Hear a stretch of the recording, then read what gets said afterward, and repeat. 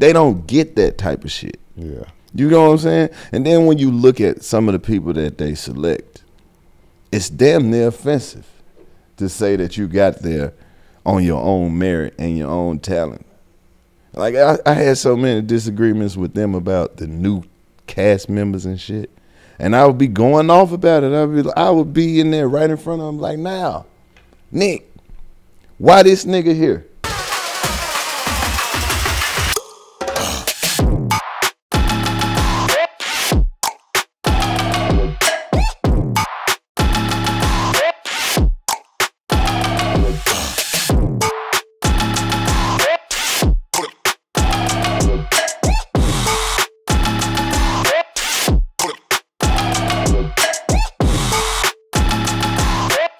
What's up, man? It's your boy Willie Lynch Jr, the traveling black vegan on the Ye Day.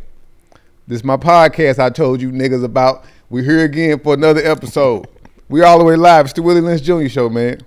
And I told you, bro, we talking about some of the dopest things, some of the wildest and rarest things, anything from history to comedy to nutrition or whatever.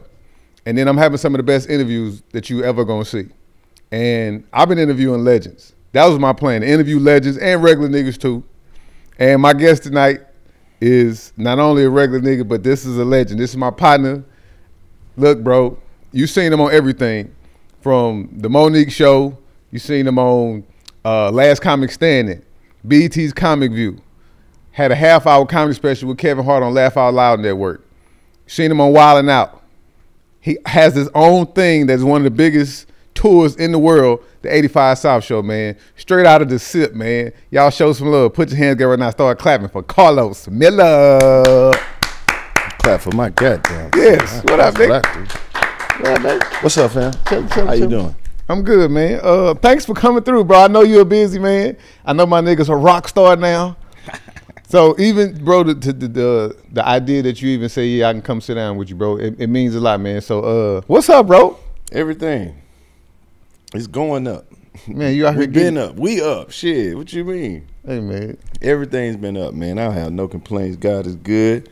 Got me wrapped up in a fluffy little ball of blessings. Every time I look up, man, I'm just living my dreams. Every day is an adventure. Hey, bro, you know the crazy part before we really get into it is I remember, like, I think we met probably in 2011, maybe 2010. In Chicago at the Outriggers at Knowledge Spot. Yeah, that had to be 2010. Yeah.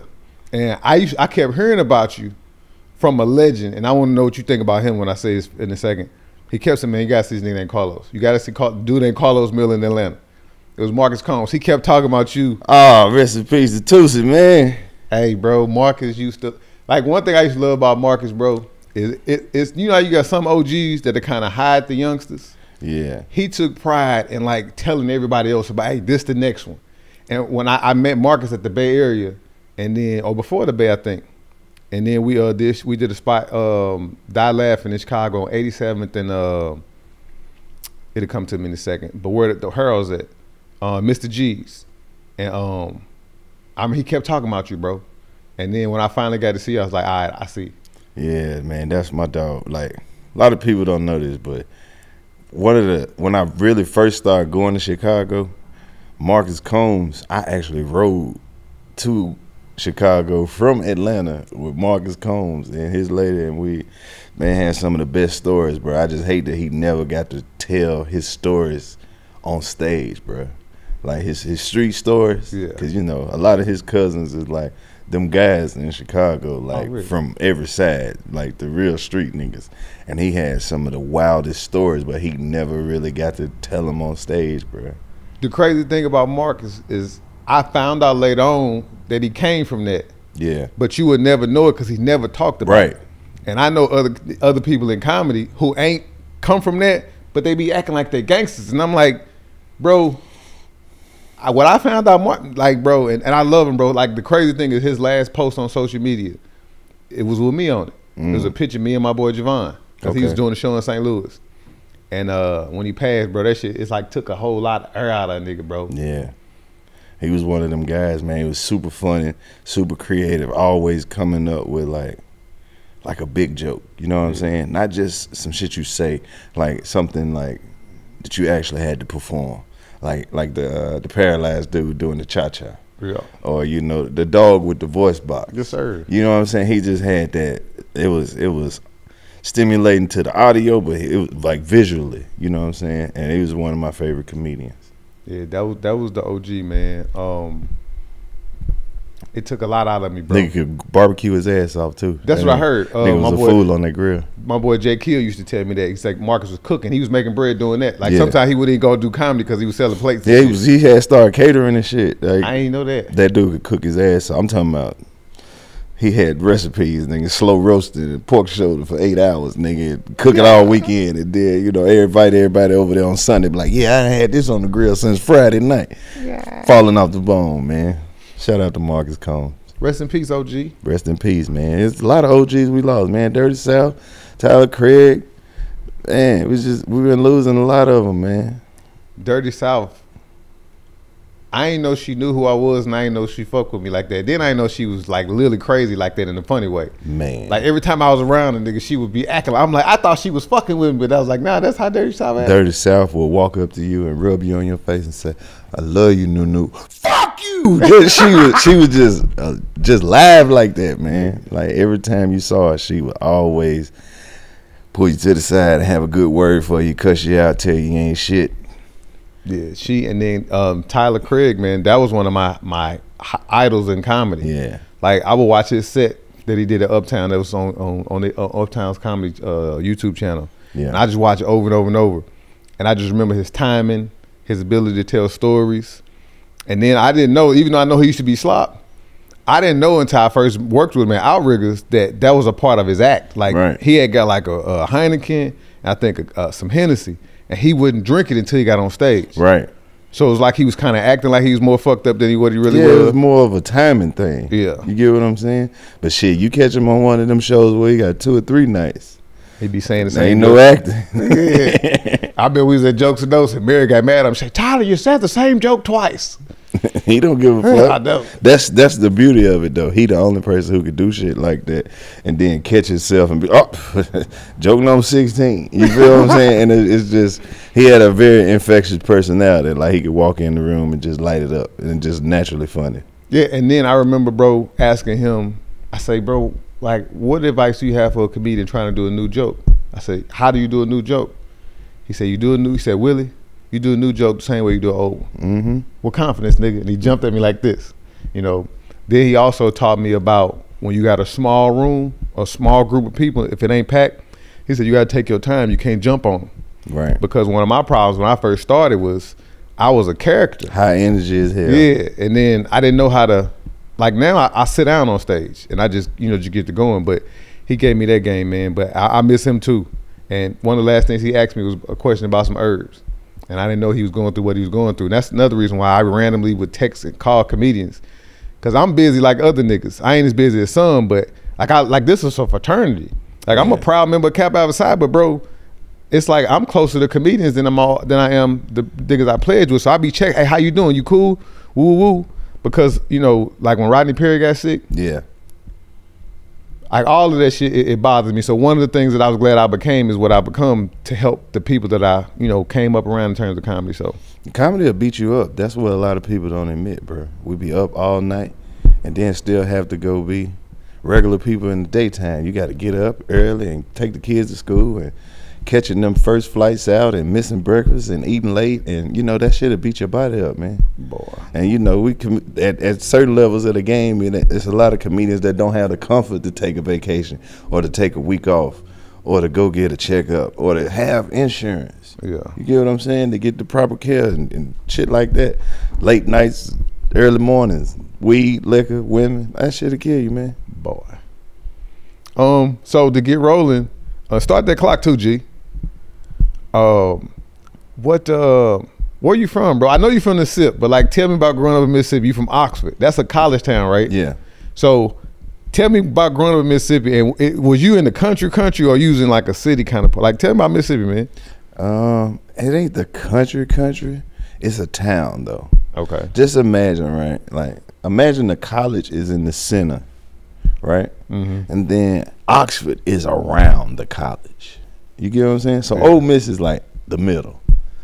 And Oxford is everything outside of that. Yeah. So growing up in North Mississippi, about 45 minutes from Memphis, it's a lot to get into, but it's nothing really to do. You know what I'm saying? Yeah. So we always had to find a way to entertain ourselves. So that's why it's like, now when you're traveling to all these cities, I can't imagine growing up in a city where I didn't know everybody. In Oxford, you could be at the red light and look in your rearview mirror and know who 4 cars behind you. Or you don't even need a cell phone because you're going to see everybody that you're looking for. They ain't going to be but 1 or 2 or 3 places. Yeah. You could pull up on them. So anytime like people had a problem with each other or a disagreement or somebody said something that they didn't like, you was going to have to see them people, man. Like, since we saw the same people every day, a lot of people focus more on the personality. So I grew up around a lot of characters, a lot of very funny people who is just like, you can see somebody grow up and be a weirdo and then they get a nickname and then they switch into a whole new character, bro. Yeah. It was very entertaining, man. Very entertaining. Like, I wouldn't trade my Oxford experience for the world. I done been everywhere that I ever wanted to go at this point, and there's still no place like home, bro. I would rather be in Mississippi with nothing to do, still having fun like a motherfucker, because it's like, ain't nowhere to go buy no Gucci, no Louis, or no big shopping shit like that, man. It's just, hey, you can't fake it. You can't fake it. So I grew up around a great community full of love, a lot of black people. We didn't really have too many interactions with the other side or other cultures, because in Mississippi it's mostly just black people and white people. Yeah, facts. And, you know, at a certain time of the day, when shit start getting dark, you don't even see white people. Or after 5, 6 o'clock when they take it in, they in. But like on Saturdays when they would have like Ole Miss games and shit like that, you would see thousands of them, but you would never see like none of the locals there. You know what I'm saying? Yeah. Like people actually from Oxford. We know when they having something, we having something, because that's the only time they're gonna leave us the fuck alone and let us do what we want to do. You know what I'm saying? So we never really kicked it uptown. We always had us a little duck off spot somewhere that only we knew where it was at, so they couldn't pull up. So it was dope, man. It's like growing up in the underworld.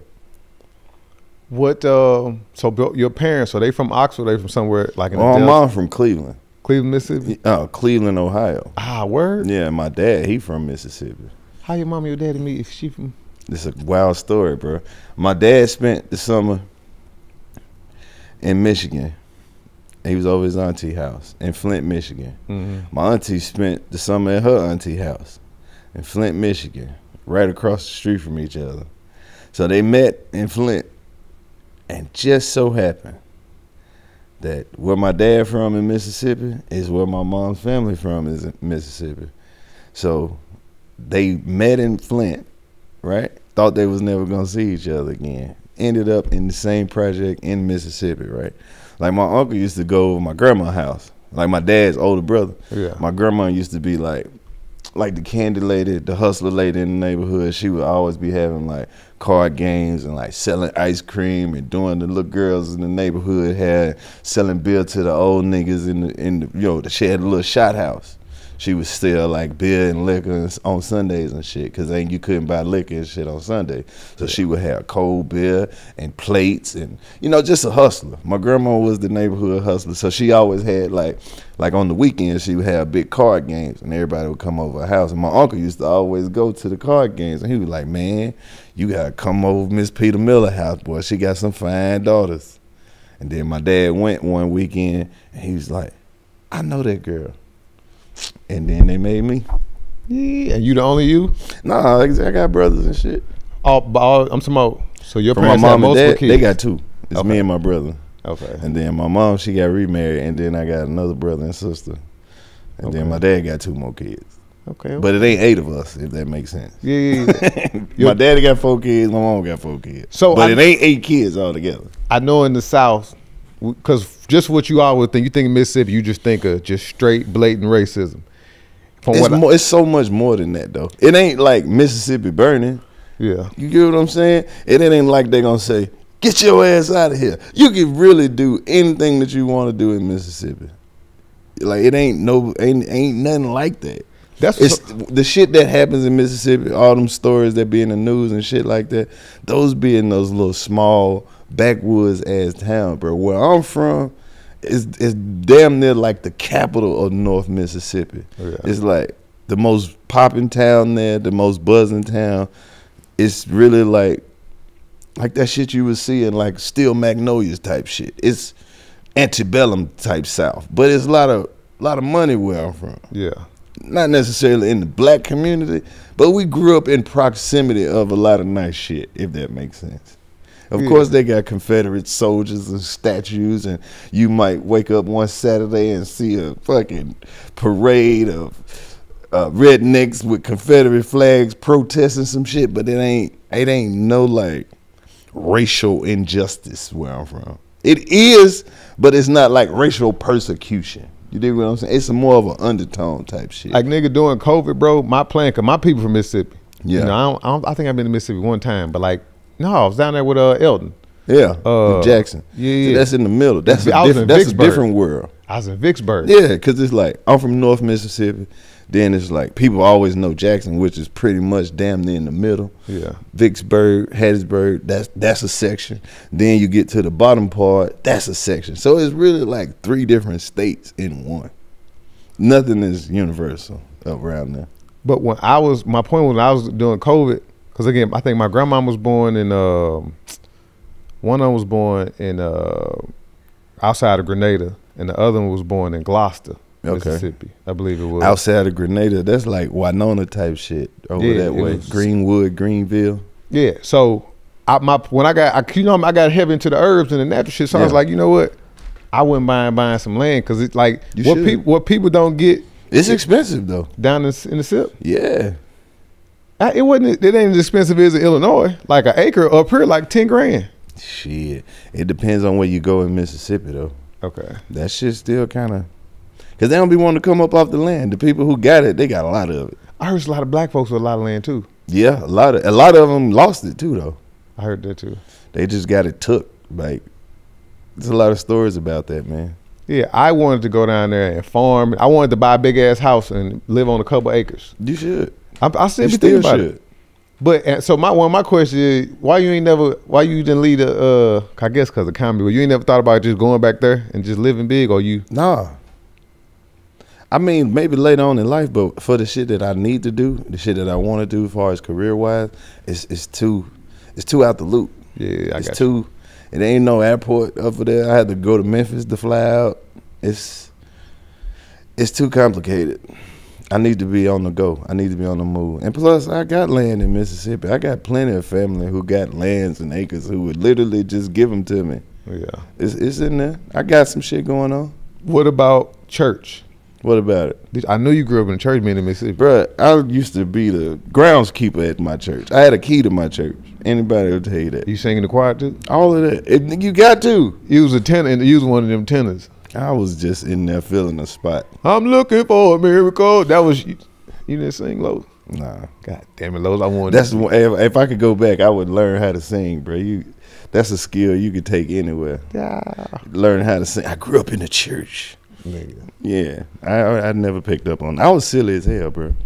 See, I was silly, like, cause I could sing. I won class clown in high school and best vocalist, but I was so silly, bro. When I was at church, I couldn't. Number one, I never knew all the lyrics. Number two, too silly, bro. I couldn't be. I start smiling while I'm doing in the middle of a fucking solo, nigga. I couldn't. They would never be able to take me serious though, cause it's just something about me that people just laugh at. Like even if I was to go up there and be serious, they was gonna laugh. So it's pretty much where I started telling jokes at, bro. I went to church one Sunday and I forgot my Easter speech, and I had to walk all the way up to the front, right? And I get to the mic. I'm probably 4 years old, 4 years old. Grabbed the mic in front of the whole church and was like, "Damn, I forgot my damn Easter speech. I can't think of that damn speech. What's that damn speech? Damn. So I'm just on the mic like, damn. Saying damn. My mom had to walk all the way from. I'm talking about the church. They falling out, bro. They was falling out. Your mama didn't kill you because? Nah, I used to always cuss, bro. Always curse, man. I don't know what it is. I saw you say, I think it was on Club Shay Shay, you said how you used to always get caught cussing. Every time. Bro, me and my partner, I was in the first grade. Me and my partner, Lester Gorey, we was teaching each other how to cuss. So we walking up and down the playground. Motherfucker, bitch, shit, damn asshole. He said, you saying it wrong, Aunt. You gotta say bitch with a shh at the end of it. And I remember, nigga, Mr. Johnson caught me cussing because all of the kids sitting in the parking lot playing jacks. So I walk up, first grade. What you motherfuckers doing? Because I was trying it out on the audience now. He looked up and said, Anthony, what you say? Like, bro, he was 6'4", but he was on his knees and I didn't know he wasn't no kid. Man, my auntie beat the blue off my black ass. Man, I used to get caught cussing all the time, man. Rest in peace to Coach Terry. He used to catch me cussing probably weekly in like junior high and shit. Every time I'd just be cussing my ass off. Every time I turn around, he'd be standing right behind me. Push-ups, push-up position. Man, I said, like, where you just had to lock you in. Man, that shit, I used to get caught cussing all the time. But it was just like, growing up, I didn't never really care about getting in trouble for cussing because sometimes, like, it'll be so worth it. It'd just be worth it just to be like, man, that shit fucked up. What the fuck you say? It was just, I used to always do Did you get your ass whooped or just punished? Oh, man. I used to get so many ass whoopings that it didn't even bother me no more. Parents, not like child abuse. Like, I earned all my ass whoopings. But sometimes, like, once you weigh the consequences out, you be like, nah, this ass whooping gonna be worth it. Nah, that's hilarious. I got away with a lot of shit, too, though. Being the oldest or because you was just funny? Just because I was just the favorite grandchild, though. Like, So my grandma used to, like, after a while, she'd be like, all right, goddammit, leave him alone. Leave him alone, goddamn. You know he cussed. Leave him alone.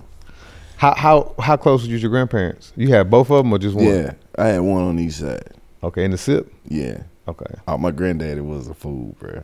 This nigga was amazing, dog. Like, this nigga was amazing. When I tell these stories about my family and shit, bro, my granddaddy, he was just like a real stern, like, you couldn't change the nigga mind for nothing in the world, bro. But everybody loved this nigga, but he would get on your ass. I'm talking about on your ass bad. But like, my granddaddy, bro, he used to work for this white dude. He used to do construction, right? But they would like pick him up and drop him off, right? But he would never let them niggas pull up at his house. Ever. Like, he would get dropped off at the top of the road and just walk to the house, bro. By the time he get to the crib, all the dogs in the whole neighborhood will walk this nigga home, bro. I'm talking about like in a movie. You would see this little dude too, man. My granddaddy might have been 5'5" on a good day with a humpback though. Strongest motherfucker you would ever talk to, bro. And he was an old man, but he used to love when like he get around some young dudes and they'd be like, oh, talking to old man shit. And he would do them like Bruce Lee, like the one finger push-ups. Yeah. He would do that type of shit. But he would when he came, like all the dogs protected this nigga in the whole neighborhood. You would come to this nigga house, he would just be in there playing the blues with all the dogs in the house, bro. What the fuck? Yeah, man. He's mama daddy or daddy? This my daddy, bro. He was real in touch with nature and shit. Like, my daddy and my brother and them, they could all do that shit. Like, talk to the animals and shit. Like, my daddy be walking around here like a baby squirrel in his pocket and shit. And my brother literally like Dr. Doolittle. This nigga can literally like communicate with dogs and animals and shit. Real shit. You think I'm bullshit, bro? My brother can go around the most ferocious, vicious dogs, and they just magnetically attracted to him, bro. That nigga said a squirrel in his pocket. But my grandma was the shit talker. She would cuss everybody out, put them out. She'd put you out the house and wouldn't let you leave. You get your goddamn ass out of here.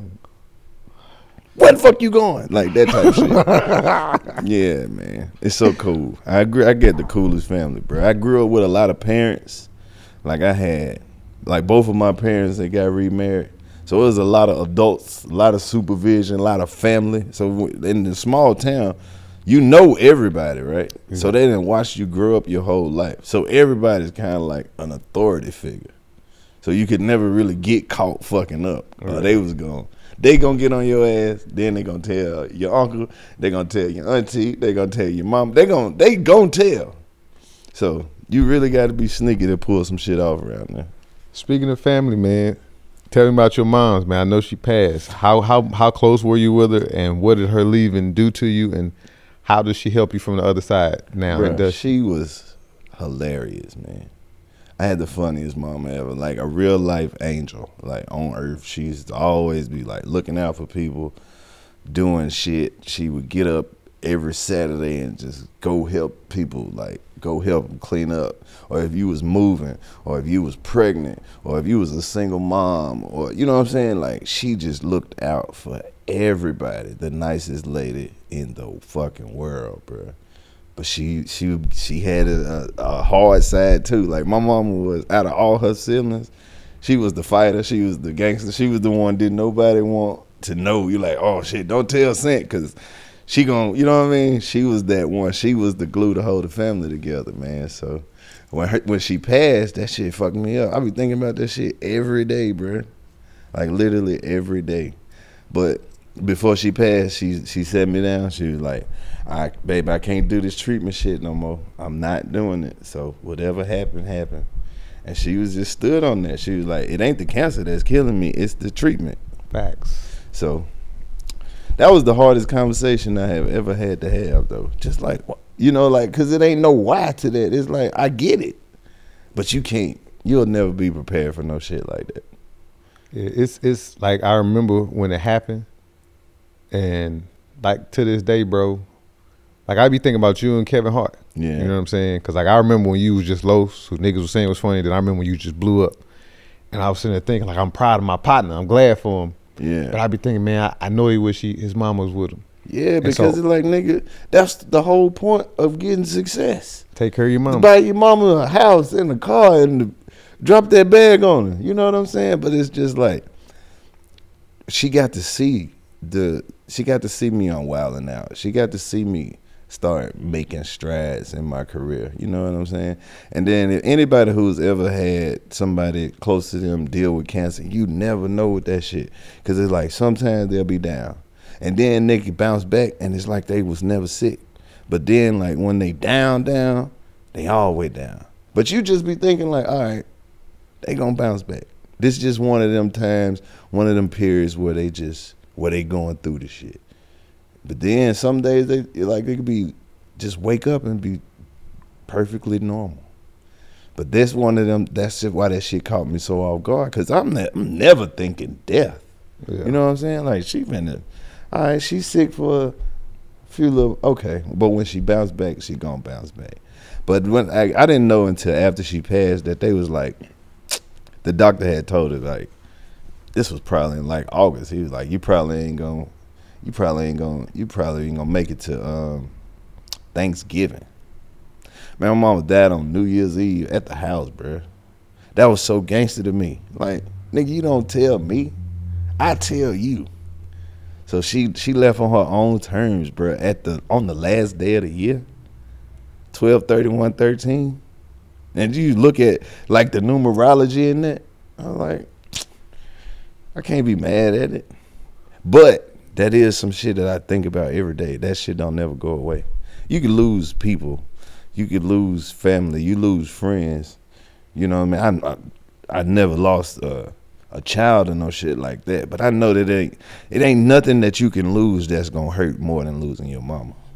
Because that's how you got here. Like you can literally feel your connector leave. Like that was my anchor.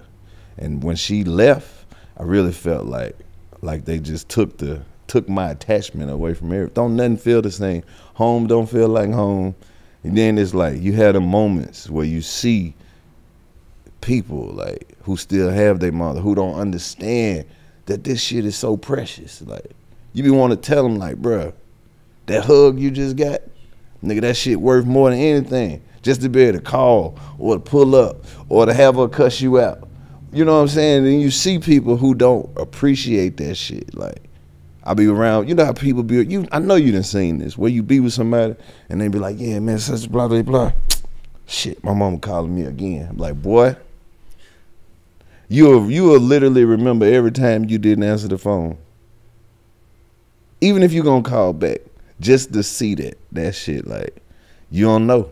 And I've always made a joke about how people say, man, I wouldn't wish that shit on my worst enemy. That's the one thing that I could say and really mean that shit. Because it ain't nothing you could do to prepare yourself for that.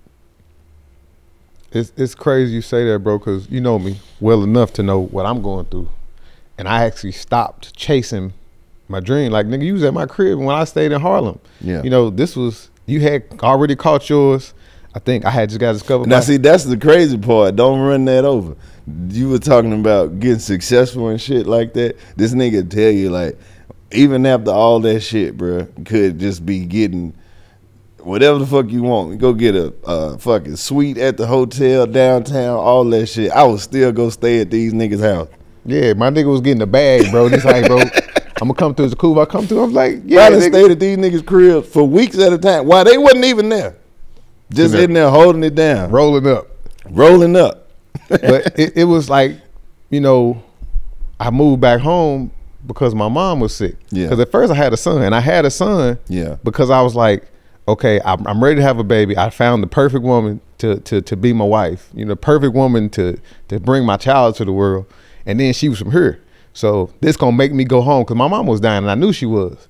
But I was so busy chasing that fame, chasing that stardom, that I was like, man, I know I ain't right. And I felt like my grandma was telling me from the grave, like, everything that you got, that you want ain't gonna happen. Like, bro, Cat saw me on stage and said he never saw nothing like me, gave me a handful of money, said, I said, I got a job for you, I want you to write for me. And then right after that, because I'm thinking, okay, I'm finna blow up now, I'm on. After that, shit started happening with him, and then we kind of lost contact. And I was like, this was my break. And every time I got something, it just never did what it was supposed to. And then I started thinking, like, my mom at home dying, bro, and I'm still chasing this shit. And then I felt like the ancestors started pushing me into to Dr. Sebi and the herbs. And my mama got diagnosed with cirrhosis of the liver in 2013. And according to her pathophysiology book, she's supposed to have been out here at least by 2018. And if I told you, I can at least give you 25 stories of where my mama was literally on the way up out of here since I've been back home, and I brought her all the way back, you know. And so, like, I'd be frustrated. Like today, I wanted to get some rest this morning because I was like, okay, I got to get up. Lowe's coming through. And my mama called me about 6:55 this morning, like, I need you to get down here. I didn't fell out the bed. And I'm mad, I'm agitated because she be getting on my nerves. But like you said, bro, at least she here to get on my nerves.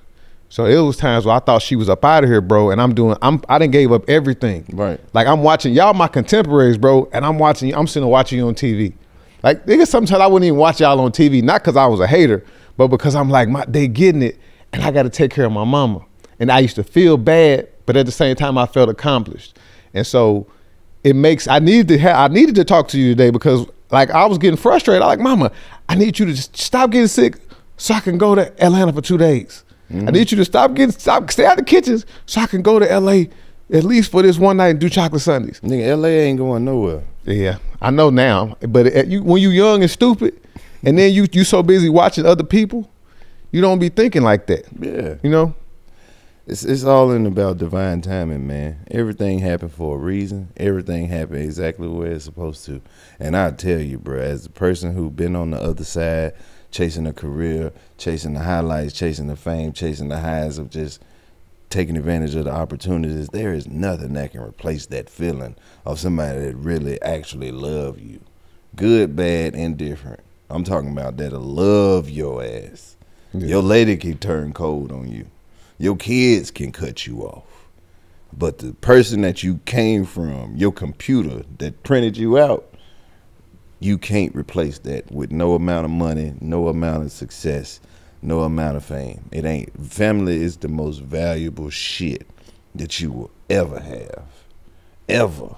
You know you're a father. Yeah. And you know that it's different for somebody who doesn't have kids. Now you got a reason. This is somebody you would literally exchange your life for. It's like, nigga, if I had to die today to make sure my son had a better life than me, nigga, I'm gone. That's the whole point of this shit. It ain't even nothing to do with us, man. It's like sometimes God will give you tasks, and he give you jobs too. You know, tasks and jobs, that's two totally different things. Some shit you gotta do because you a man of principle and standards of quality of equity. Some shit you gonna have to do because It's gonna make you feel like you're doing the right thing. Sometimes you can't even see that you did the right thing until you look back in hindsight. Yeah. Foresight, you ain't gonna be able to see it. Hindsight is where it's at. So on this journey, on this mission, you just have to make sure that you get you some smiles and some laughs in too, bro. Fuck the work part. If it ain't fun, don't do it. Man. A lot of shit, a lot of time, like money don't, it's not as real as we think it is, bro. You use money to buy shit. Shit, I probably give away more money than I spend on myself trying to help other motherfuckers. Cause you think it's gonna help, but it ain't gonna help. Because people have a different appreciation for some shit somebody gave them than some shit that they actually have to go work for. So speaking of that, let's talk comedy. I know you've been in the game since like 2005. Yeah. How you get it? Like, what did you know? Like, most of us knew. I was a kid and I knew I'm gonna be a comedian. Like, I knew I wanted to be a comedian when I was probably about in the 6th grade. You know what I'm saying? Like, but what was, like, how did you, because my first time on stage, I was in the 8th grade. Like, when you was like, all right, this is what I'm finna do. I'm finna try this shit out. I know you moved to the A, and that's when you kind of started getting rolling. See, this the thing, though. Where I'm from, I would never pick to be an entertainer. You get what I'm saying? Yeah. Because you never see that. You never see no celebrities or somebody famous, or even have, like, to even know what that is. To be like, I'm gonna be a comedian. It took me a long time to actually even know what the fuck that meant. Like, I was always funny. I was always a jokester. I could always make people laugh. But it wasn't until, I want to say 99 probably. Ain't that when Kings of Comedy came out? Yeah. 1999. And like, probably everybody that I fucked with in my high school, we probably went to that movie about 50, 60 deep. Whole theater just us. And then when I saw that motherfucker, like, I'm watching this shit, right? This shit changing my life as I'm watching it. But once I saw this Bernie Mac shit, that's what like made all that shit make sense.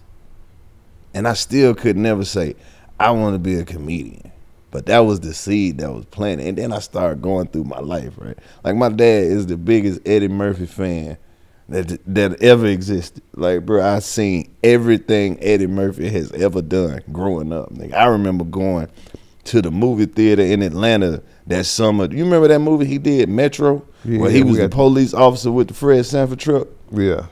Man, I remember my dad was so excited to see this shit. I'm talking about raw.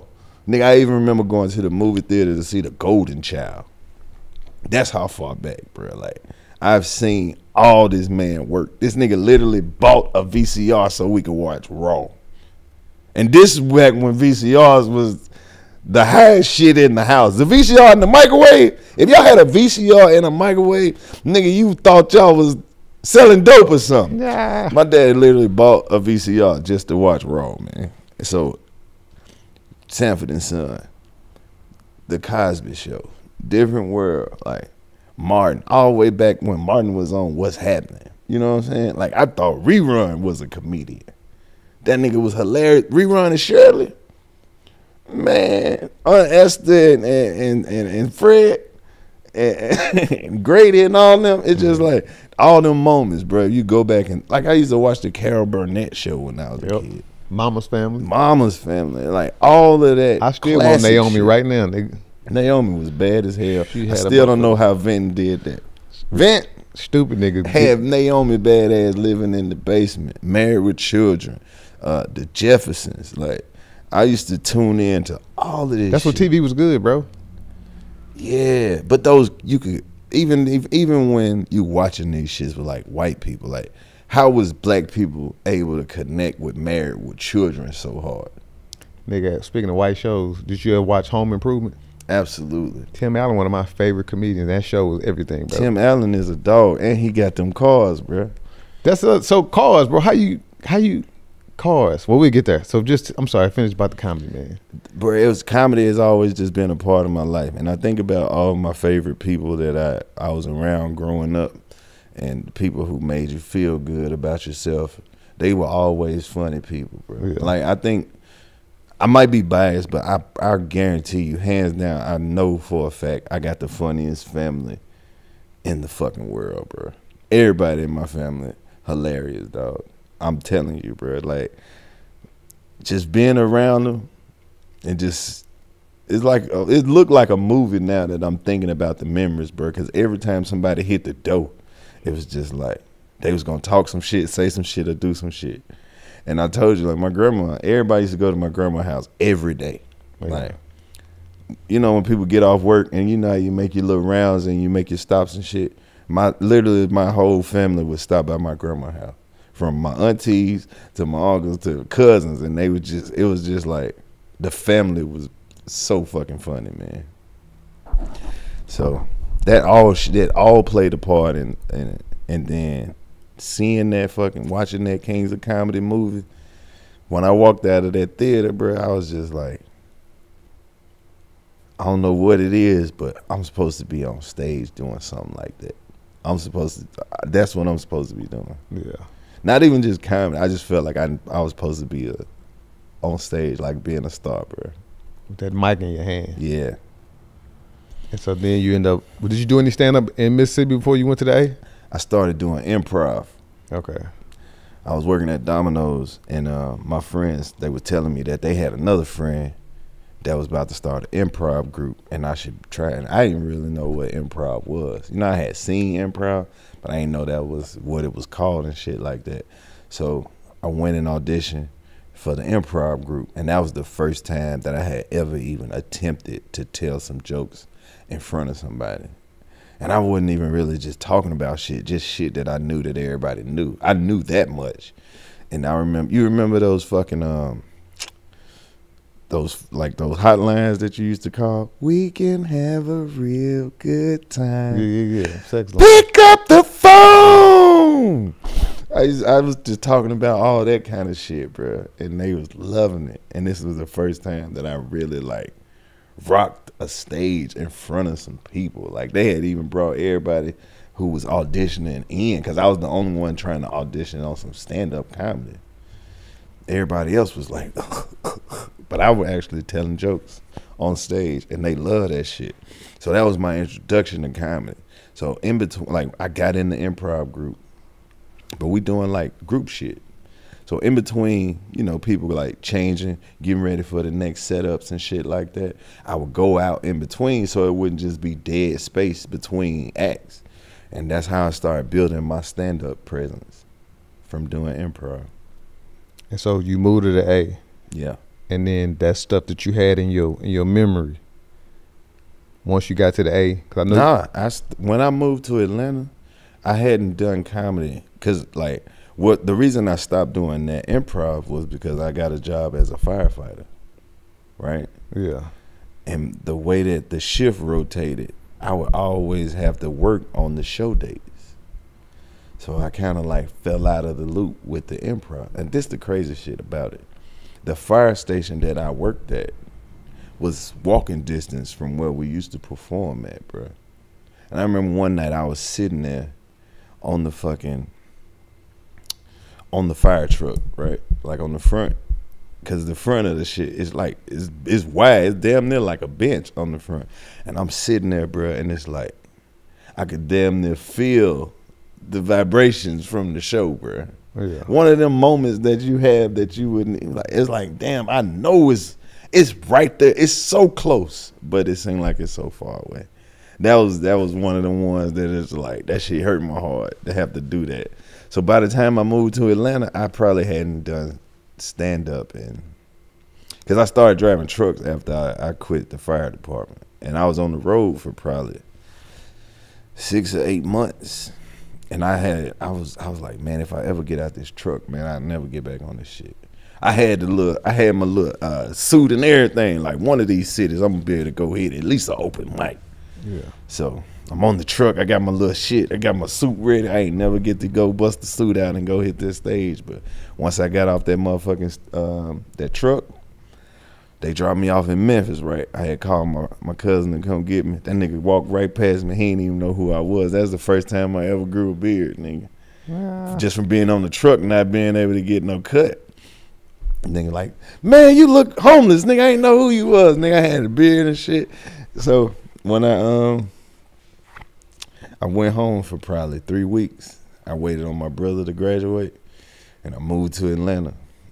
And I got, like, this what made me move to Atlanta. I had went to Atlanta, and I applied for all these jobs, right? And then I came back, and they called me for a job. I'm thinking it's like, oh, this shit finna be love. But it was a bullshit job. I was working at the cell phone place, right?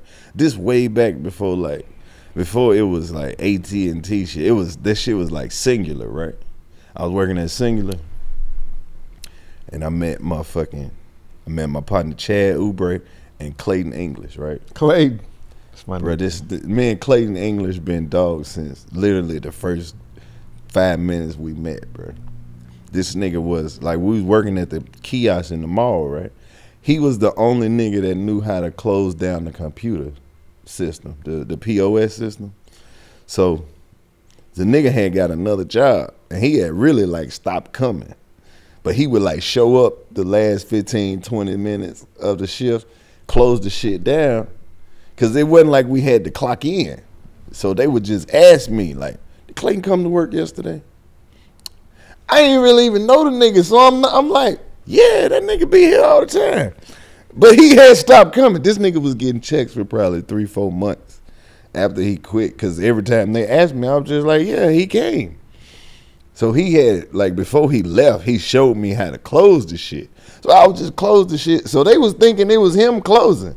So they just kept sending that nigga checks. And that's initially how we got cool. Like, when we would be at work, we'll get off. Like, he'll come for, like, you know, last 30 minutes, close the shit down.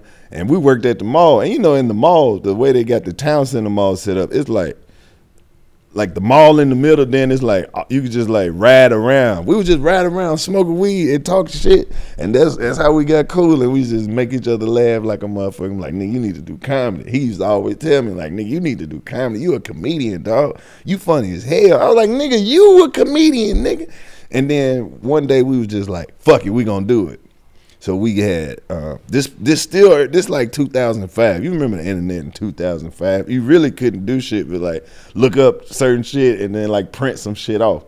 So we went and found all the comedy spots in Atlanta, the comedy clubs, the sports bars, anywhere that they did some comedy at, and we made a long ass list. And we took a day and we just rolled by all of them just to find out where they was at. We map questioning and shit. You know what I'm saying? Oh, this shit ain't here no more. Oh, they don't do the Wednesday night no more. Oh, they want you to pay. You got to pay to get over here. Oh, they want you to go to comedy class, but it's $200. Like, nigga, all this shit we ain't doing. So we started making the connections, and then we went to Fat Comedy, Twisted Taco. My boy Big Drew Thomas. Yeah. Shout out to Big Drew. He was hosting that shit.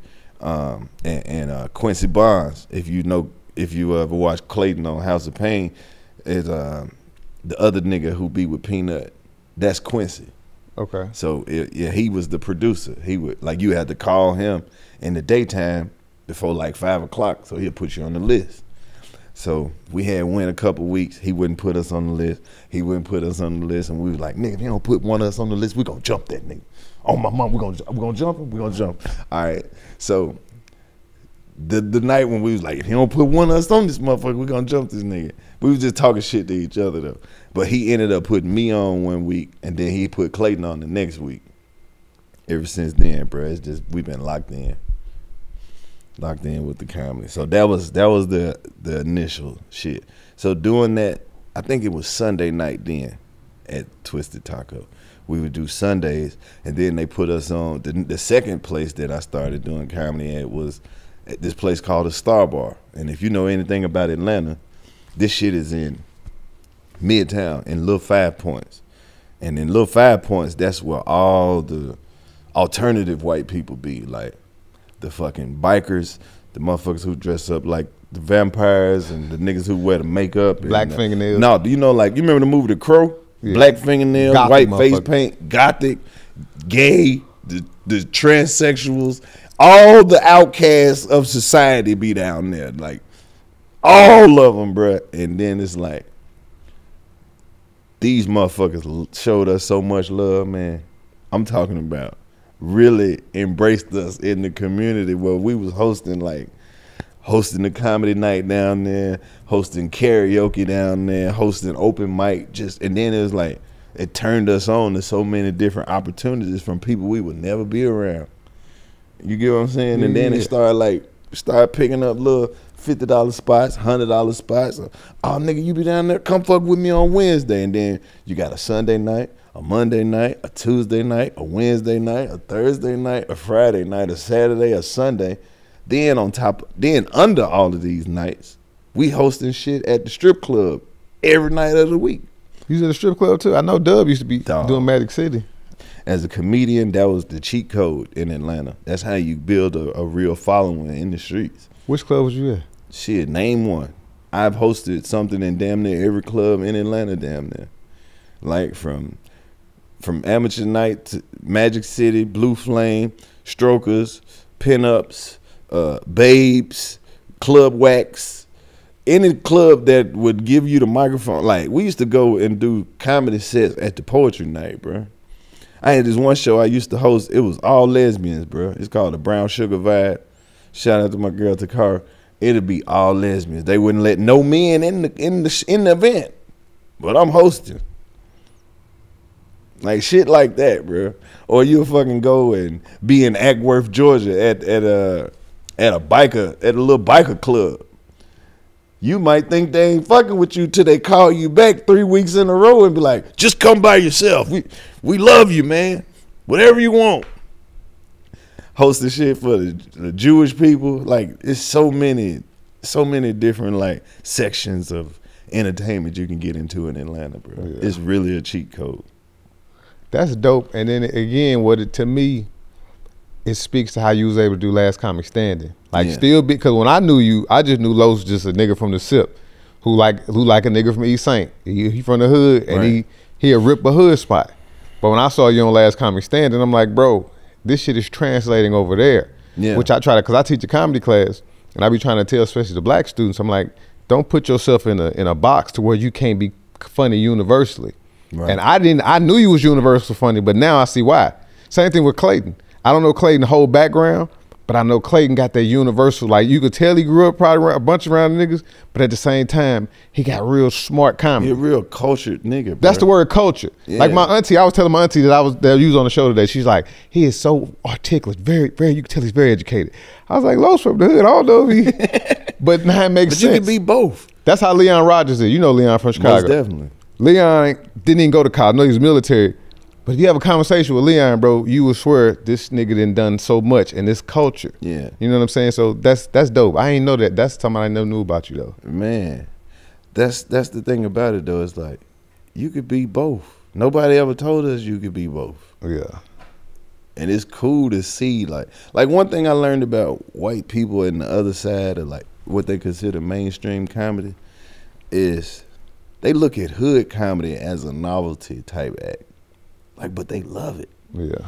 Like, the best advice you can give a hood comedian is don't never change your shit. Like, don't never cater your shit. Just, you could be in a room full of white people. That's when you're supposed to do your hood set. Because they have subscribed to you as, they already know who you are. A lot of times, like, because people look at us and just like, because you ain't got a TV show or you ain't on tour or you ain't, they try to make it seem like you unknown. But these motherfuckers be tuned in and they know, oh, that's the dude right there who do the, yeah, I want to hear that. They want to hear that shit. That's what JP Justice told me. He said black audiences want to get as close to the hood as they can without getting hurt. White audience. Yeah. Yeah. He was saying it's like be you. Yeah. You know what I mean? A lot of I see black comics get in front of a mainstream audience. Right. And when I went to the store the other day and I saw a couple of birds, you know, parakeets, like they don't want to hear that shit. They don't. That shit is boring to them. Yeah. But white people are, they are more of a fan of the art of comedy. They'll give you time to build some shit because they like, it's like a magic trick. They want you to do a long ass setup and then, okay, you're losing me. Oh, you got me. That was good. You was a good motherfucker. But black people like, man, shut the fuck up. Boy, we ain't got that much time. You like, nigga, you got to get to it. They could get to it or we finna tune out. Right. That's because all black people funny already. Man, well, at least they think we. That's the thing. Like, once you gotta convince, you gotta take like at least the first 5 to 7 to 10 minutes to convince niggas that you funnier than them. Boy. Once they realize you're funnier than them, then you can cook, bro. That's how it was at Nuke's show the other day. Like, bro, I had done the show there twice, and the room was so wild I couldn't ever just get to the people.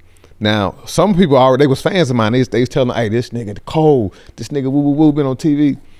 But the room was so wild I couldn't really get to him. And then the other day I was like, I didn't figure this shit out.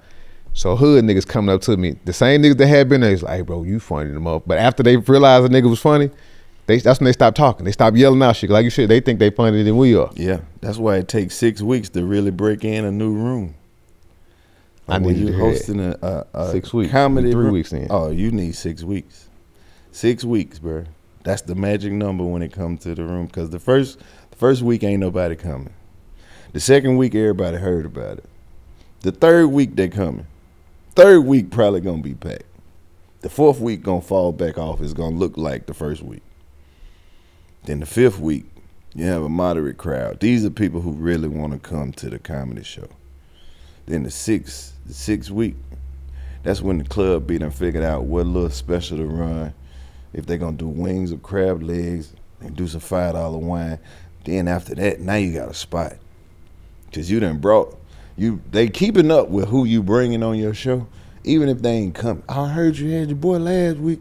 Yeah, man, we coming up. Man, I've been bullshitting, bro. I've been saying I'm gonna come up there for the last month. I'm gonna come fuck with you. Oh, nigga, this all right. We'll be back. I'm gonna bring everybody from the job. Then you jumping. If you make it through them first 6 weeks, you got a room, bro. And that's a weekly? Yep. Yeah, that's some good game right there, bro. That's real. Trust me, man. I done did it all. I had the roughest room in Atlanta, bro. Which one was that? Throwbacks. This shit was harder than the comedy club. This shit was harder than Uptown, nigga. Where was that in A? It's on the south side on Old National. It was. I'm talking about, bruh. These niggas, they don't want to turn the TV off. They don't want to stop shooting pool or nothing. But once the motherfucker fuck with you, hey, bro. Facts. And if you don't listen to Buddy on stage, they gonna whoop your ass with the pool stick, nigga. Oh, it happens. I think one of the shows I did 2 shows down there. One of them was, I don't know if it was Cats. Yeah. This is Maurice spot. Yeah. I did my thing there. Then I think the next show was at, this was the beach. Taboo 2?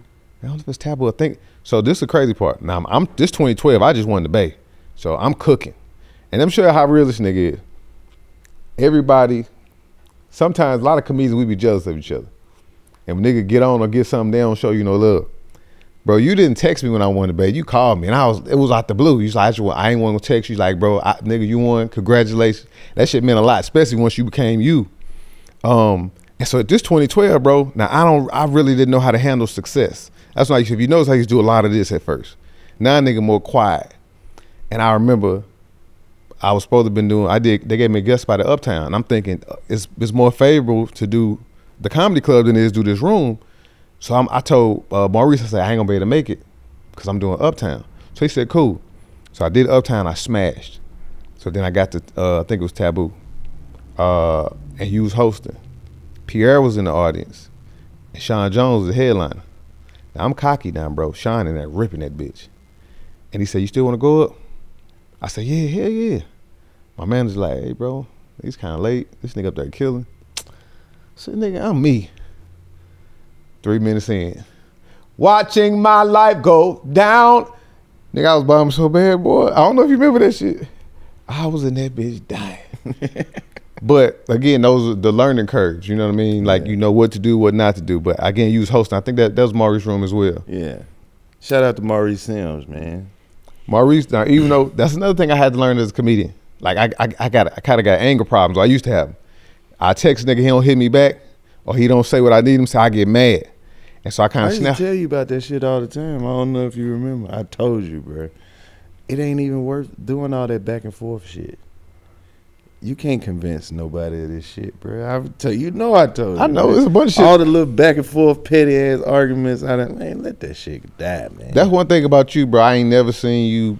You don't like. Cause all of us got haters, but I've never seen you be like, man, these niggas hating. Like you might say something in private, but like some of us, like me, I was a nigga that'd get on social media and be like, no, you have to recognize the haters, but you don't never have to acknowledge them. facts. Some motherfuckers, that's literally what they here for. Yeah. They just haters. Like I remember Webby said, nigga, if that's a fucking hater, then your job is to make them hate. If you a fucking hater, well, go on make them hate. Cause what they gonna do? They not gonna beat me up.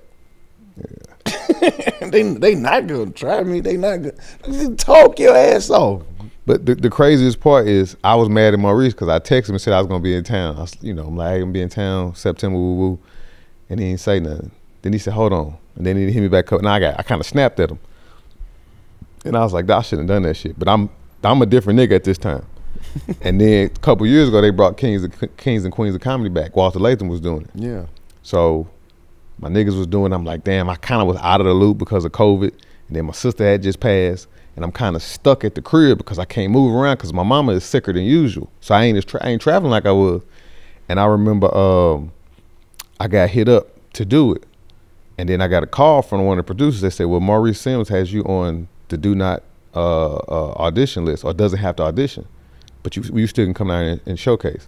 Which meant Maurice gave it the green light. Like, he's one of them you got to pick because he's... Exactly. And Maurice hadn't seen me in so long.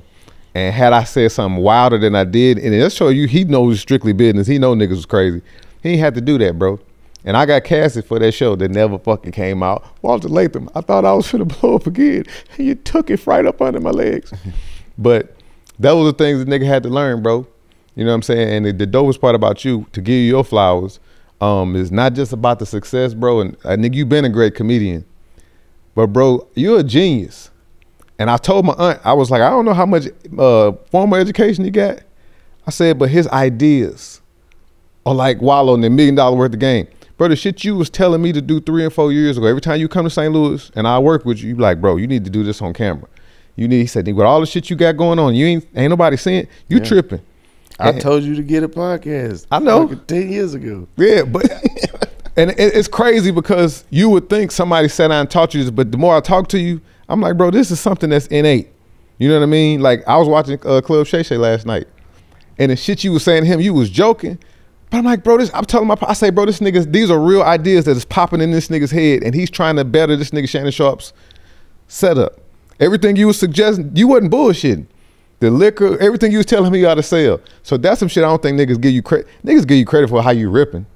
But bro, your mind, bro, it's a motherfucker, bro. But because I feel like the actual telling the jokes part of this is only like 1/10. Yeah. Like, you gotta get good at telling jokes. Then you gotta be funny. Like, telling jokes and being funny is two totally different things. Cause some motherfuckers can tell a good ass joke. Everybody got that one person at their job that can tell a good ass joke. You don't know where they got it from. You don't know who they heard it from. But the way they tell that motherfucker, you think that that's they joke.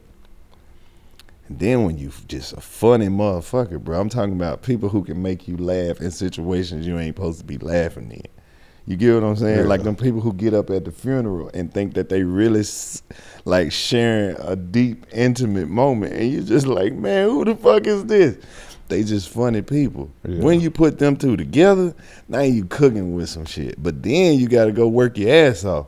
Because now you got to go show the world, hey, I have found a way. Like when the X-Men figure out what their powers are, now you got to go show everybody, hey, I know how to be funny and tell some jokes.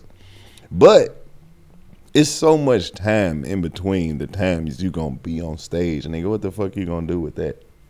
Are you just going to be like, shit, I figured it out. I just keep doing this shit. No, you got to evolve and you got to change. You can learn how to do that shit Cyclops do, nigga. I don't got to hit you with the beam every time, nigga. I know how to make that bitch shoot out of one eye now. You feel what I'm saying? Yeah. It's like, now you got to hone your craft. Then you got to be in some situations where you're uncomfortable with it. You got to have some shows where they say, hey, no cussing on this one, King. You know what I mean? That's how you get really polished that shit. When you know that you can do this shit under any circumstances, when your mama's sick, or when you done had surgery, or when your girl fucking off, or whatever the fuck you going through, nigga, can you still do this shit? You get what I'm saying? Yeah. Like, that's the hard part about it. And then, can you stay sane? Can you stay in your right mind without, how many times you gonna let these motherfuckers talk shit about you before you hit some fucking body? Or you know what I mean? How many flights you gonna have to miss before you say, man, fuck this shit? Like, it's so many things that can drive you crazy in this game. But why? It ain't worth it. Especially when you making investments like, nigga, my mama died. I'm on my way to a show, nigga. I was in Dayton, Ohio with fucking Mark Gregory. You know Mark Gregory. Yeah. Nigga, I'm driving to fucking Dayton. I get a call from Vanessa Fraction. Vanessa Fraction called me, and you know how Vanessa is. Yeah. She might not call you for a year, but she might call you and say, I just had you on my spirit today. I'll say a prayer for you this morning. I love you. You like my family, you brother. She gonna hit you with the good shit. So that day she hit me, I was just like, damn, this is so random. We had talked on the phone probably 2 hours or so. Then I got the call that my mom died. I'm literally about an hour and a half away from the show. I performed for 2 hours that night. Yeah, a standing ovation and everything. New Year's Eve. I had did the show up there. And then I got off stage. I didn't even tell nobody that shit. I just did my show. And then when I got off stage, nigga, I was just like, nigga, I couldn't bend my knees or some shit. It's like, damn, my whole body locked up. But I just performed all night, rocking this shit, not even a thought about this, because it's like I had to put this shit in the back of my mind and then go deal with it, because it ain't nothing I can do at the moment. Yeah. Then I just be thinking about moments like that, bro. I remember one time I had fucking surgery on my eye. It was some fucking, like on the corner of my eye, I had fucking scar tissue built up on my eye, bro. This how I know people love me for real, bro. I had fucking scar tissue built up on my eye. My fucking eye was just getting bigger and bigger. Nobody never said shit. Not one comedian was like, nigga, you got a nipple growing out your eye. Nothing. Like, I had to go and have surgery, bro, and I had a show that same night. Nigga, I had surgery on my eye, blood all in my eye. I still, because they don't stitch that shit up. They just let the shit bleed, because it'll stop eventually. Blood in my eye, had to drive myself home, still had a fucking show the same night. I had fucking surgery on my tooth one time, bro. Fucking all this crazy shit, I'm doped up, but as soon as I get there on that stage and get that mic, bro, none of that shit matter, bro. Not a pain in my body, none of that shit. So I feel like I made so many sacrifices and investments into this comedy shit that ain't got nothing to do with writing a joke or telling a joke or delivering this shit. It's just being able to persevere and keep moving through that shit. That's what was able to fuel me to even have any taste of success. And you was asking me about Last Comic Standing. Bro, I did Last Comic Standing right after my mama died. We had shot a season of Wildin' Out, and I left Wildin' Out. I went from New York straight to L.A. and was out there, bro. Like, when I got to Wildin' Out, they was bullshitting with the pay, and I was like, I was already going through it. My mom was still alive when I first got on there. But it's like, bro, just like you was saying, taking the time to be away from her to deal with this shit and to let y'all play with me, y'all gonna have to send me to the motherfucking house, bro. Send me home. Because, I mean, I'm not a nigga that's just about to go for anything. Like, the money was fucked up. And they wanted us to be out there damn near for 2 months and wanted us to wait on the money. I was like, fuck no. I went off on them people. So send me home. Fuck, I don't have to do this shit. It's whatever. But one thing that came out of that shit, they didn't send me home. They didn't fire me. But they changed their fucking pay scale. Same shit with Last Comic Standing. After that shit, well, when I did Last Comic Standing, when I got there, they was bullshitting with the money again. Went off on them people, made them go downstairs and talk to them people. Came back. You ask Clayton. That next season when he did it, they changed the pay scale then. So if I got to be the sacrificial nigga who lose the opportunities because I got to be the one who speak up for everybody, I'm going to do that shit every time. But it ain't just, I'm not just doing this shit for the rah-rah. Like, nigga, this is how I really feel. If you don't want to treat me how I want to be treated or give me the right opportunities and shit, then what the fuck am I really doing? I ain't never looked at none of these entertainment opportunities as jobs. I don't want no job. You can't hire me as an employee. You can hire me as talent, but then you gotta treat me like talent. You know what that mean? That mean you don't get to tell me that I can't go do it. I can't do this or you can't do that. I don't work for you. I'm working with you. Is that what happened with Wild 'N Out? Absolutely. A lot of shit happened with Wild 'N Out, but nothing happened. Have you ever noticed that? People talk, they ask me in every interview I do, why they fire you from Wild 'N Out? Even when you see Nick on interviews and they be like, why you fire Karlous? There is no one thing that you can say that I did that can make them say, you fired. I didn't do shit. You get what I'm saying? Yeah. It's just shit like that. I refuse to just go along and get along. If I'm talent, you gotta treat me like talent. If I don't like the food, you gotta feed me anyway. You invited me to be here. What if I don't want spaghetti? I want some chicken. Go get me some chicken. But that don't mean that I'm a problem because I said I don't want no fucking spaghetti. I just don't feel like I could eat that shit and be on stage for 3 hours under these heavy ass lights and I'm sweating and I'm full and you done gave me goddamn spaghetti and garlic bread and I can't do that. I can't just be told what to do, bro. I'm a talented motherfucker. And if you want to hire Michael Jackson, nigga, you get Michael Jackson. Them nigga might not talk to you the whole time. Nigga, Mike might go get in the trailer. You might not even get to see Mike till he work. That's the type of shit that happen when you deal with talented people, man. Yeah. What we're gonna wrap up. But that's like I said, like getting fired from that shit, that ain't, nigga, it's probably more entertaining to get fired than to stay on there. If I was still on there, what the fuck would we be talking about? The other thing though, it's like you can't get fired because you made a name for yourself on there. So now, like from what I'm gathering, like yeah, why would you wait till I'm 200 episodes in to fire me? Like I'm synonymous with the show at this point. And then you already had a different mindset. So the average person, they need this show. Right. You use the show. Right. You know what I mean? Like, okay, you selling tickets. So that's what thing people don't understand. That's why we try to get on television. That's why we start podcasts, because we already got the talent. I done got the funny shit down. Right. Now it's just like getting more people to know who I am so I can start selling tickets. Mm-hmm. Just like, you ain't fired me. You just gave me more time to go do some other shit. Bro, getting fired was cool in that instance. Yeah. Because it creates a mystique around you. Like, why they he's a great guy. Did he do something? So yeah, but I just didn't like how they tried to make it seem like I was a problem though, because that's bad for my brand. I never heard that part. But you get what I'm saying? Yeah, it looks like it. If they got 30 motherfuckers and they only fired one. Is it still going on? Wild 'N Out? As far as I know, I still do shit with Wild. I done been back for 7 seasons after I got fired. That's the part that. And when all this happened? When was that? 2019, 2020. Okay. And 2019. But I done did probably 7 seasons of Wild 'N Out since then. So it's one of them things where it's a real family relationship. Yeah. If they call me today, I'm going. I'm gonna talk my shit, but I'm gonna go. Yeah. Ain't never no love lost, man. Like Nick is really like my family. I could call that nigga right now. He gonna answer the phone, or he'll hit me back, or you know what I'm saying. Like I could literally call this nigga, but he'll tell you since the moment I walked into my Wild 'N Out audition, me and him have had this kind of relationship. I'm the only nigga that's gonna be like, man, why you getting all these hoes pregnant? Why you doing? I'm the only person who will fucking keep it the same way I talk shit to you. When you got it, did you know you got it, or once they said? Yeah. That audition was flawless, man.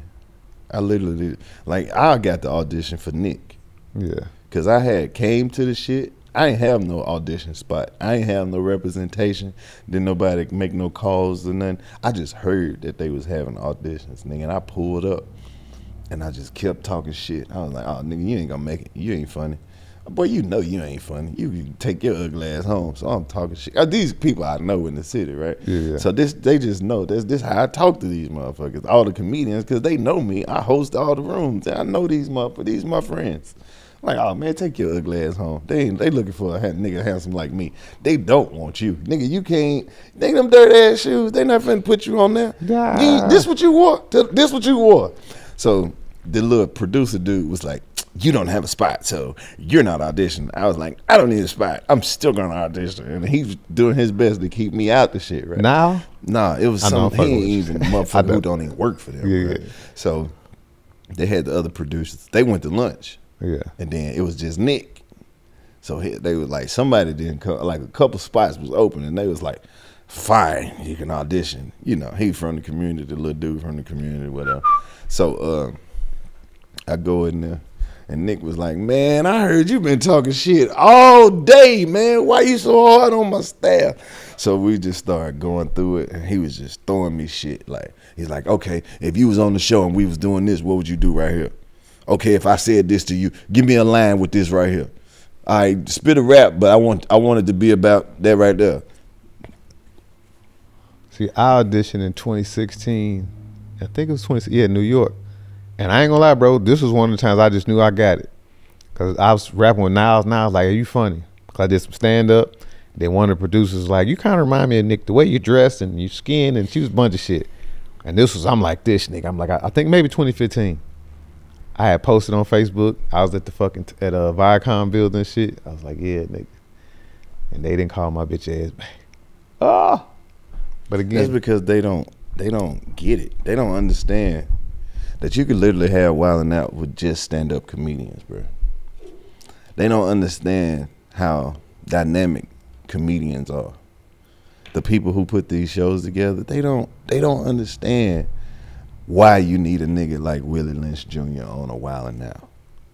Even if it ain't for all the episodes, nigga, this is a nigga who need to be in the mix. Yeah. This the nigga who can come up and give you a dope ass Frederick Douglass joke. Or a nigga who can do a joke about segregation that's gonna make everybody laugh. This nigga witty. This nigga got timing. You don't know what it's like when you get the traveling black vegan that know all about black history and culture and politics, and you know what I'm saying? And then you put him in a room with all the Wildin' Out girls. You don't know what this nigga gonna say. Like, they don't get that type of shit. yeah. You know what I'm saying? And then when you look at some of the people that they select, it's damn near offensive to say that you got there on your own merit and your own talent. Like, I had so many disagreements with them about the new cast members and shit. And I would be going off about it. I would be in there right in front of them like, now, Nick, why this nigga here? What is his talent? Oh, well, you know, he does this. Is that nigga as talented as DC? Is he as talented as Chico? You mean to tell me that this nigga has convinced y'all that he funny enough to be on the stage with me? He talented enough to be on the stage next to this nigga. You can't convince me that he is. They had this one nigga. This motherfucker was so garbage. He was terrible. The worst cast member they have ever had in my tenure was just some random white dude that Nick met at a party that wrapped a towel around his head. This motherfucker couldn't sing, dance, rap, or chew motherfucking bubblegum. This motherfucker had no talent. And he just didn't deserve to be there. There's a lot of people like that. Because you can't sit here and tell me that a nigga who I know is comedically strong, who can go on stage for an hour and create a whole show and do improv and tell jokes and all kind of shit, can just be on stage with a motherfucker because they silly. Or because he'll dress up like a girl. Or because they like him. Or because, motherfucker, what do you do though? What you gonna do when you get out there? It's a lot of people on that fucking show who been on that show. If you watch them on an episode, you will literally see them do nothing. They don't even come out. Or if they do come out, they have to attach themselves to a motherfucker with a talent. Or they got a little, hey DC! looking ass boy. You saw the white girl, she tried to do the shit like DC. All right.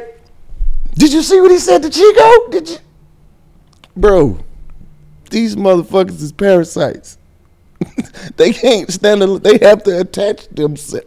Like, they bloodsuckers. If they not trying to say, hey, Los, you the old nigga. Or DC, you got little legs. Or Chico, you got a bald head. What the fuck else can they talk about?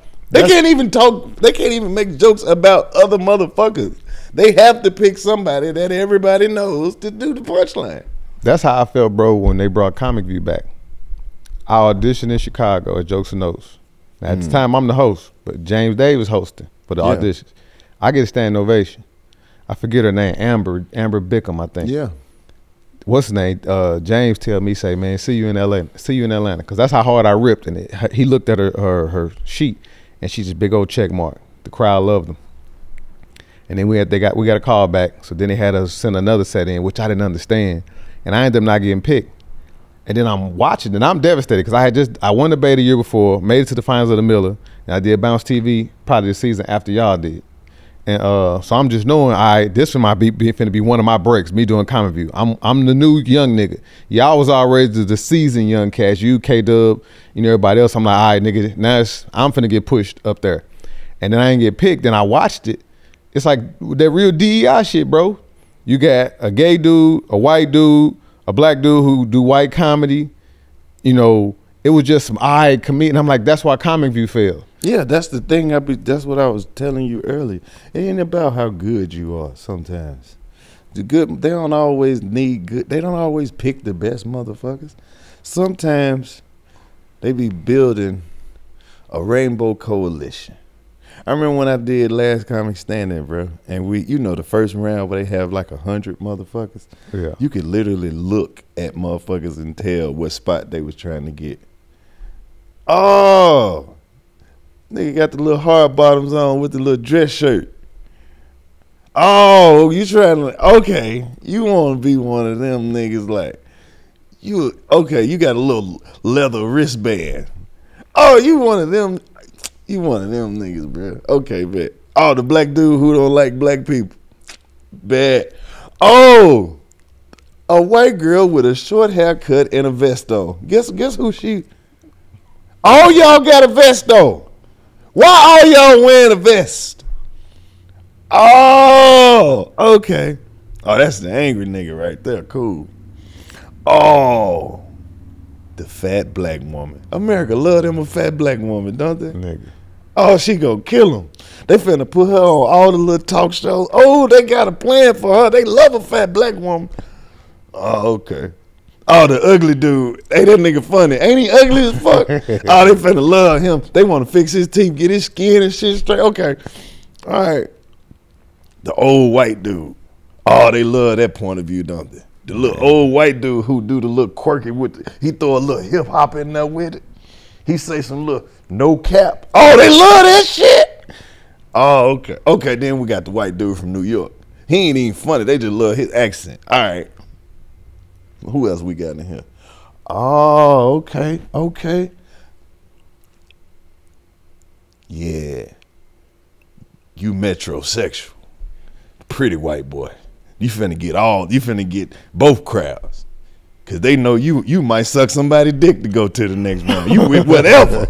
You with what? But this is how they put these casts together. I didn't know that until like just recently, and I'm like, damn, bro. Cause at one point it was talent. Nah, it ain't never been talent. I think cause y'all came before I did. So when y'all were coming, it was talent. You know what I'm saying? It ain't talent. It's all about what you would do. They might not want to fuck you, but are you comfortable being in a room full of naked people? They gonna test you. They want to see. They want to see what it's gonna take to make you like uncomfortable. Oh, just give him whatever. Just give him whatever. Let's just see. Put him around the horse. Let's see if he gonna act right. Cause some of these niggas don't know how to act when they get around a bunch of women. Somebody gonna grab a titty or something. Oh, he a sexual harasser. Oh, that's why that nigga career ain't going nowhere. He be sexually harassing. This nigga a stalker. We told him don't be over there with them girls. And he sneaking them to the room. He think we don't know. We ain't gonna say shit. But we know, nigga, you sneak. You, oh! Damn. You was about to get it too, but you can't handle them drinks. You get fucked up in the club and want to fight. Not my look. She got the vest on, bro, but she like to sneak and do that cocaine. She think we don't know it. Oh. So you got mad and punched the little. You punched him? Man, he was just playing with you. That's how you see all. That's how it's like watching the dominoes fall. Yeah. But what about the little crazy? What about Karlous? Oh, that nigga, he cool with everybody. He get along with all them. He don't want that. He gonna walk off and smoke a blunt, but we ain't never seen him with no weed, so we don't even know if we smell it. But all he wanted his check. He just wanted. If we pay this nigga all we gotta do is give him his money. We ain't gonna have no problem out of him. And then that's the way the game go, man. You ain't never had nothing wild where they tried you? Dang, bro, I'm not the type of nigga they gonna try. That's what I'm saying. I'm a country nigga from Mississippi, from the hood part. Yeah. They don't want to fuck me. They don't want to fuck me. They not looking at me. Sex is not what they thinking when they see me. Let them tell it. Let them tell it. Don't nobody want to fuck me. The hoes don't like me. I'm just an asshole and I just talk shit. I'll never make it. That's how they write you off. They didn't never expect me to be in the top whatever for last comic standing. Why would they? Nigga, why? What's gonna make them put me in there? Cause they not thinking, oh man, he's too hood. He's not gonna be able to go out here into this theater full of multicultural people and make them laugh. They not finna give him a stand. Why do they like him? That's what I'm saying. It's nothing to do with none of that shit. So before we leave, tell me about 85 South, how it came to be, and 85 South, I created that. It's like I created that for my own opportunities. All the times that you go do these fucking auditions and send in these tapes and read these fucking voiceovers and they tell you that you ain't good enough. Oh, well, we gonna pass. How you gonna not hire me to do the shit I'm already doing? Well, can you do? No, I can't do nothing. Well, we didn't know you could do voices. We didn't know you could do impressions. We didn't know you had thoughts about things other than ghetto shit. We didn't know that you knew about science and politics and nature and elderly people. They don't think we have no depth. So for them to say, it sounds good, but I don't think it's gonna work. It might not fit our platform. Okay. You sure? I mean, I hear you, but I just don't see how you gonna sell out an arena with 15,000 people if you just on stage talking shit with your friend. You're not really doing stand up. You're not really sitting down doing a talk. What is it? I can't tell you. I can show you.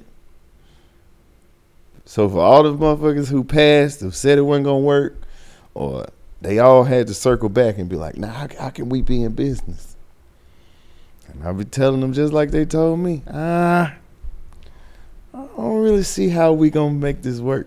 I don't see how this is gonna benefit me at this point. That was one of my questions, like, have they circled back? So the answer is they all have to circle back. And you know the best part about it is finding out that the people who tell you no ain't even the people who make the decisions. I remember we had, I ain't gonna say the brand, but it was a brand, and they wanted to just give us some product and a little bit of money. just a little bit, just enough to sit their product right there. And then once they saw the impact that we was having weekly, monthly, in real life, selling tickets, they had to come back with the boss and be like, give us a number that makes sense to you. You get what I'm saying? It's fucking crazy, man. I created the 85 South Show just for that. For all them times that I got told no, or I got passed up on, or I wasn't on the list. You get what I'm saying? Yeah. That's what the 85 South Show was for.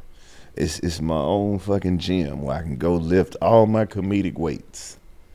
You get what I'm saying? Like I don't need you to tell me nothing. I knew it was gonna work then. I haven't even done 10% of the shit that I'm gonna do with 85 South Show. It took me 10 years just to get the foundation built. You get what I'm saying? So when I watch shit like Joe Rogan and they say, Joe Rogan just turned down $100 million and signed for $200 million. Now my goal is to go find the people who offered the 100. Who is the motherfuckers that got turned down? Because if you signed for 200, that means somebody offered 190. Somebody came with 175. Somebody had 150. Somebody threw a 115 out there. Somebody came with a 90 and an 80 and the 60. Who had the 50? He wouldn't even take their call with the 50. Let me find out who was offering the 50. You dig what I'm saying? Yeah. If I could do all this shit with nothing, what's gonna happen when they throw me a 10 or a 20 or 100? They fuck around and throw me 100. I'm Tyler Perry, nigga. Boy. I'm finna come out with all kind of shit. That's the goal now. Is now we're like, we put in enough work to get our name put in the conversation. So now when they really come with the offers, now we done built the house. We got somewhere to put the money. Now they just got to bring it over here. Because we done did all we gonna do with. Not all we gonna do, but now they got to come with something. Because they know we worth something now. Yeah. So yeah, I feel like that's gonna probably be next though. They're gonna come with a decent offer, and I'm gonna really have to just go over there and be over there. Now, speaking of money, how have you had to change how you move since you started making more bread? Because I was talking to K-Dub a little while ago, and we was talking about T.I. and other people, and how they get targeted when they got bread. Yeah, you know what I'm saying. So how you avoid all of them pitfalls? I'm gonna look at all these cameras. I'm gonna tell you, bro. I don't give a fuck how much money you think I got, how much money you think I make. You could catch me outside with $1 billion in cash. I will look you square in your face and tell you, I ain't got no motherfucking money. I ain't got shit. I'm fucked up, bro. But I ain't got no paper. Even if they think you got it, you know what I mean? Like, I don't give a fuck if you see me with it. I ain't got it. I'm holding that for somebody. Ain't that what Kodak said? I'm just holding that. I ain't got no bread, bro. That's why the shit ain't changed me. I don't got no money. Now, I know you ain't, in terms of what you kind of, I ain't talking about, because I can still call you, hey, Los, woo, woo. I'm just saying, like, women, you know what I'm saying? Like, niggas. I tell them, too. Okay. Let them treat you the same way. Hey, man, I don't have no money. Treat me the same way you treated me when I was making $1,000. Yeah. Because that's all, I'm still that nigga, bro. The shit don't change you. Once you buy all the shit that you want, then what? Just need it to survive. Who's your top 5, maybe top 10 comedians of all time? Nigga, I look at comedy like Kobe Bryant, bro. It's just me. It's the Mamba mentality, bro. I got a lot of respect for a lot of people in the comedy game, but if I have to go up, hey, what Pac say on Juice? I take him out if I have to. Yeah. But I fuck with the legends, bro. Richard Pryor is my top comedian, cause that nigga he's just another animal, bro. And Red Fox and Bernie Mac and Martin Lawrence and all of them, bro. Everybody who did all them seasons of Def Comedy Jam and Comic View, like I fuck with all of them. What about Zoo Man? Because I want to say this before you go. I heard Zoo Man had a major impact on you as a talent. Zoo Man and Tyler Craig. Tell him about Zoo first. Zoo was the first veteran comedian that actually embraced me and Clayton. Like, when we was coming up, it was a lot of niggas who, like, they played us off. We would go to their spot and rip that shit and then come back the next week and they act like they never seen us before. You get what I'm saying? And Zoo was the first nigga that actually stood up and was like, y'all see these motherfuckers, man. Y'all see exactly what they doing, and you gonna stop acting like you don't know their motherfucking name. Now, you gotta keep in mind, anybody who's been around comedy know that Corey Zooman Miller probably one of the most decorated comedians still active in the game. Like, this nigga had Super Bowl commercials, holding deals, TV shows, tours, everything that you can want to do as a comedian, like, and can still pack a bag right now and go do 3 weeks in fucking Australia or South Africa or London. Like, this nigga was really one of them, and he was the first nigga to pull us to the side and be like, this how you do this how you fucking put a set together, this how you put a new joke together, then you need to fuck with this right here, then you research this right here. You know what I'm saying? Like, he put us under his wing and showed us how to talk to agents and book shit and get a passport and go make some money and go do the college shows. Like, he really showed us the other side of the comedy shit. Why this is important. Why you go to the open mic. What you do when you get there. Sometimes you don't have to go to a comedy spot to get that little piece of, not even just performance, just that one little tweak that you need. You might need to go to a spot where you know they don't fuck with comedians just to get okay, now I can go on the road with it.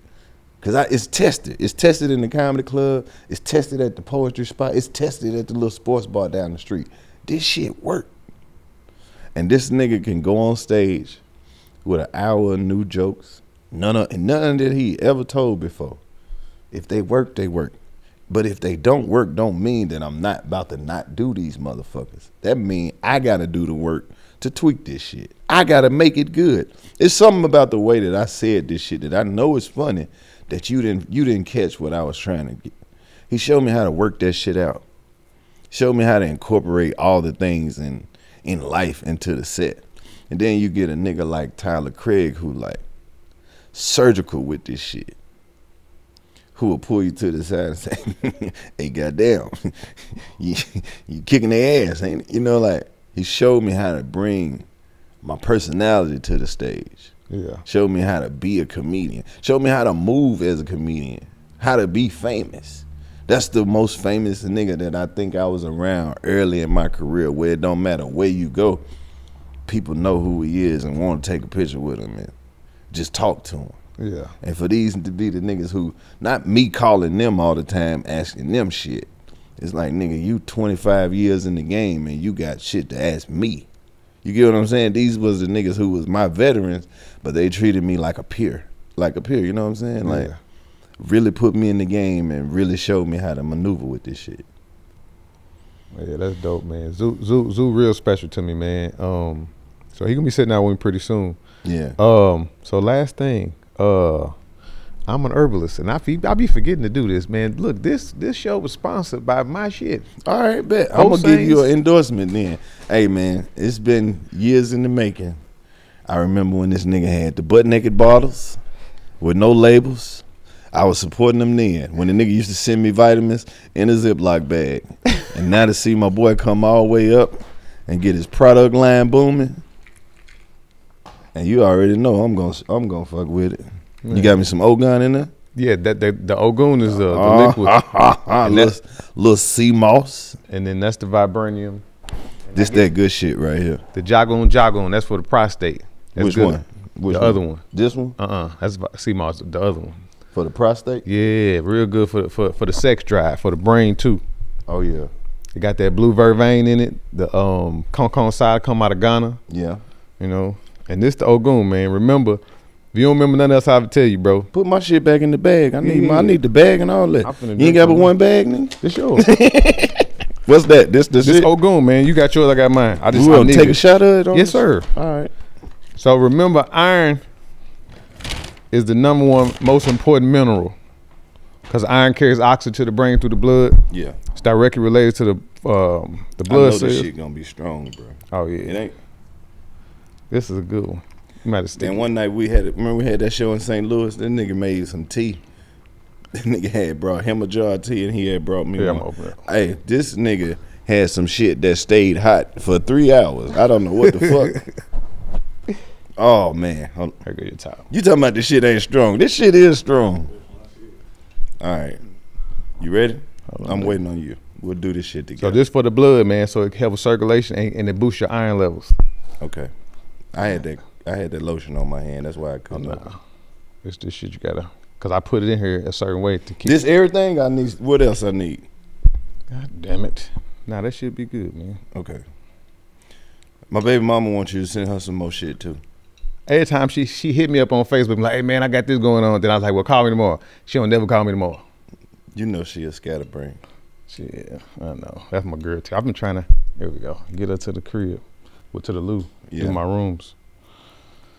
Shame, and you got that. Your boy 6'6" now, bro. My son's 6'6" now.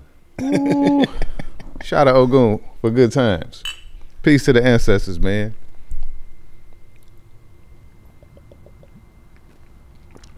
Woo. All the way live, man. Willie Lynch Jr. show. Peace out, man. 2 fingers, no prints. My dog.